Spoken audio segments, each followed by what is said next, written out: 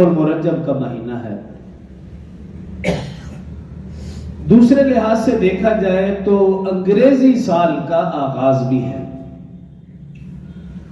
ہم اس کو انگریزی کہتے ہیں، بعض لوگ اس انگریزی سال سے انتہا کی نفرت کرتے ہیں اور بعض لوگ انتہا کی محبت کرتے ہیں۔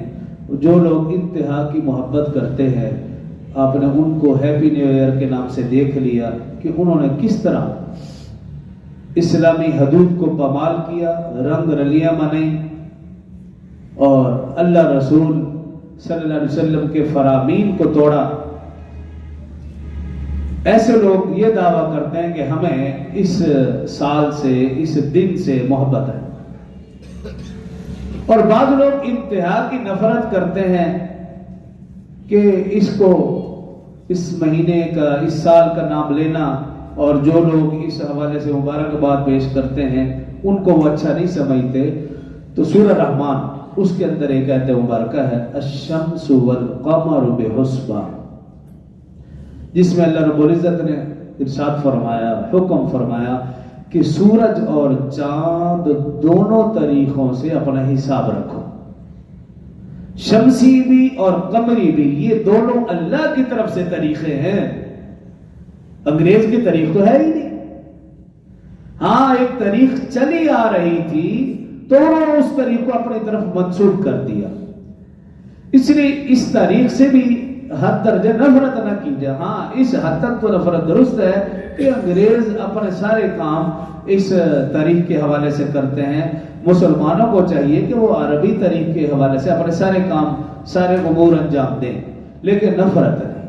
اور دوسرا، محبت میں بھی اتنا آگے نہ بڑھیں جیسا کہ ہم نے دیکھا ہیپی نیو ایئر کو لوگوں نے، نیو جنریشن نے کیا کچھ نہیں کیا۔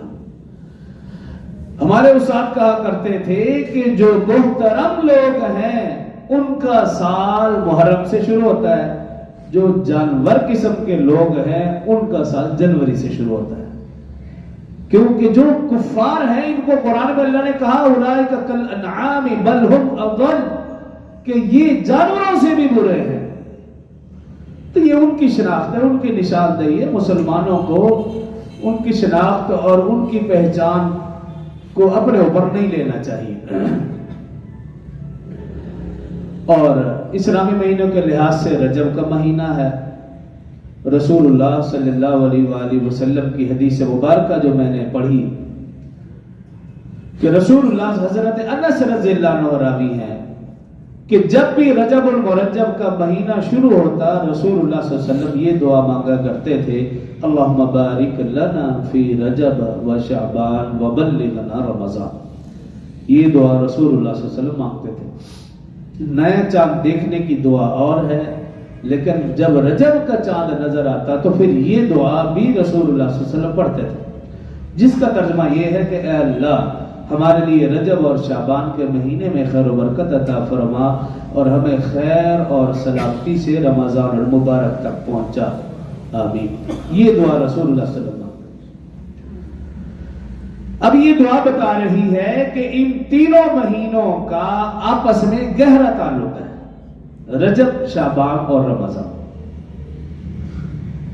کیسے گہرا تعلق ہے کہ جب رجب کا مہینہ شروع ہوتا، رسول اللہ صلی اللہ علیہ وسلم، صحابہ، اہل بیت اعظام، اولیاء اکرام، ائمہ، مفسرین، محدثین، محققین کا یہ ہمیشہ سے معمول رہا کہ وہ رجب المرجب کے آغاز سے رمضان کی تیاری شروع فرما دیتے،